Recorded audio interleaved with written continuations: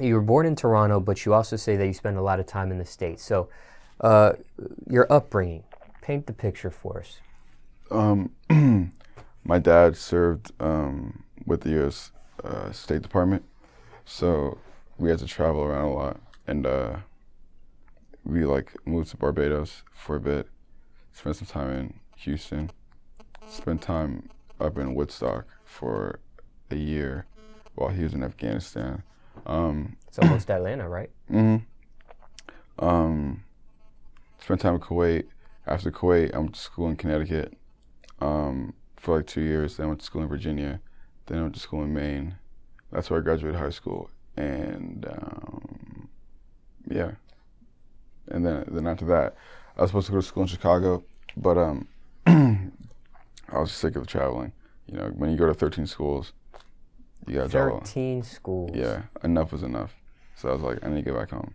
Someone that goes to 13 schools, do they have a lot of friends or not many friends? It varies. You know, I know a lot of people, that's for sure.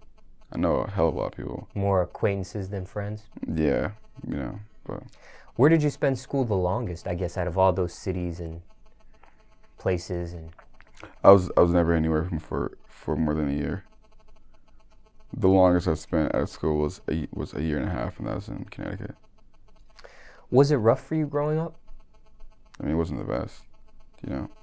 I mean, I think for certain people, when they hear the story, they probably think that it's like very like luxurious, and you know, it was. It did kind of sound like that. For example, when you named Barbados and Kuwait, that does sound luxurious. I mean, it sounds like it, but you know, when you go through it, it wasn't the best experience in the world. But you know, like looking back, I think it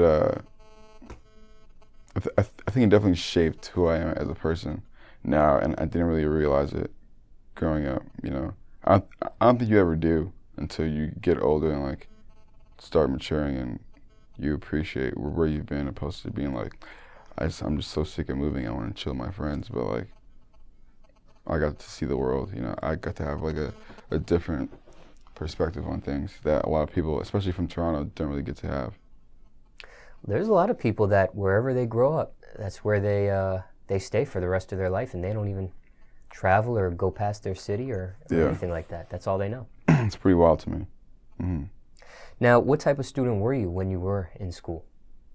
It depends on where I went to school. But mostly I was a bad kid. Bad kid? Yeah. Bad grades or just doing bad stuff? Bad stuff, yeah. Graduated high school, though? Yeah. Took me 5 years, but yeah, it was good. You were red-shirted in high school? Yeah. Now, what about college? Did you try college? No. I was supposed to go to Columbia in Chicago, but that's when I opted to go back to Toronto to finally like get my life together and like, you know, live in the city again and start the music thing.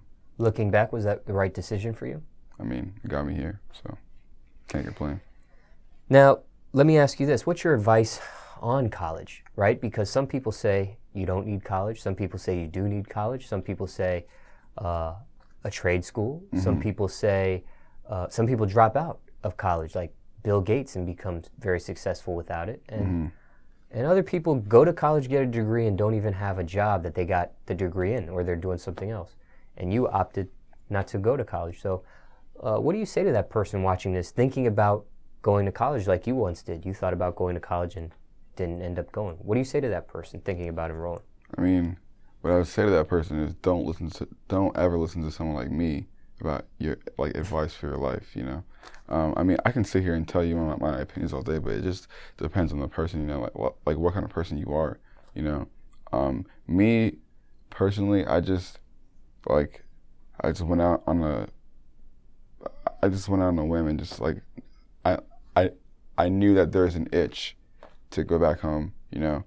This was like 2012 when like Toronto wasn't really on the map, but like you knew about Drake in the Weeknd, you know. So I wanted to put in some groundwork for myself and like establish some stuff for myself, just so like for the years to come, when the world did take heed to, you know, the talent that's in the city, you know, I was a part of it. And you know, lo and behold, fast forward 4 years later, that's what's exactly happening, you know. But my advice to anybody out there is like, you know, listen to yourself. Don't listen to someone like me, you know.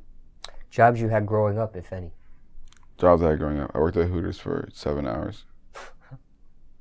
What happened in the 8th hour? I walked out. Shit was fucking gross. Never liked it. Then I worked at Scotch and Soda, which is like a high-end retail store back in Toronto. I worked in the mall. That was for like 4 or 5 months till they fired me. But that's all I had. What were you getting fired for? Well, I think the day before I just didn't show up to work, but I had probably like invisible strikes against my name that they didn't really like. But you know, shout out to them who never believed in me as an artist. BJ and Derek, those were the managers at the Scotch and Soda location in the Eden Center. Those little fuckers laughed at me when they said that I was a rapper. But now they're still working there because I have this little thing where I like to check in on, you know, old people.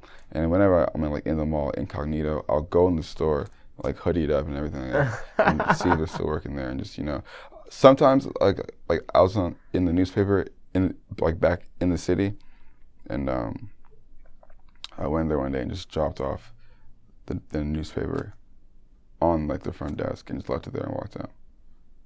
Fuck those guys. Now, any crazy stories dealing with any of those jobs? Anything out of the norm? Aside from, you know, your firings and quittings in 7 hours? I mean, I never had to do laundry. Just put it like that. Working at a clothing store, you know, that was definitely a plus. I'd have my friends come into stores all the time. Regular shit. Like, I'm a fucking 19-year-old kid working at a, you know, expensive ass store. Shit happens, you know. I don't want to incriminate myself on camera. Now, you mentioned your father earlier in the interview. Were both parents in your life? My stepdad was the one that we traveled with. My mom's still in my life. My dad, not so much. What about siblings? Were you the only child? I was for 7 years until my little brothers ruined everything. I'm joking. I have 2 little brothers and a little sister. Yeah, so I'm the oldest out of all 4 of us. Anyone else in your family raps aside from yourself? Not that I know of. You know, it'll be a definite surprise to me to know that my younger brothers want to start rapping, which I don't advise them to do so. But you know. Now, when it comes to your family, what do they think about your career? My mom loves it. You know, my mom's your typical Jamaican mom. You know, at first she didn't really get it, but there's not much to get. You know, like they like see what they see from the media, but now she's following my career heavily. She knows what I do before I even do it. So, shout out to her. When it comes to your parents, what's the worst thing you put your parents through? Oh, getting kicked out of schools. It was terrible. I got kicked out of a lot of schools, so yeah, that's I think that's what drives me, you know, to like know that I disappointed them for so long. But, you know, at least I'm making a better life choice right now, so. What's your message to the youth, overall speaking? Just don't follow trends, you know. Listen to yourself. You don't have to follow what everyone's doing, because it doesn't really get you anywhere.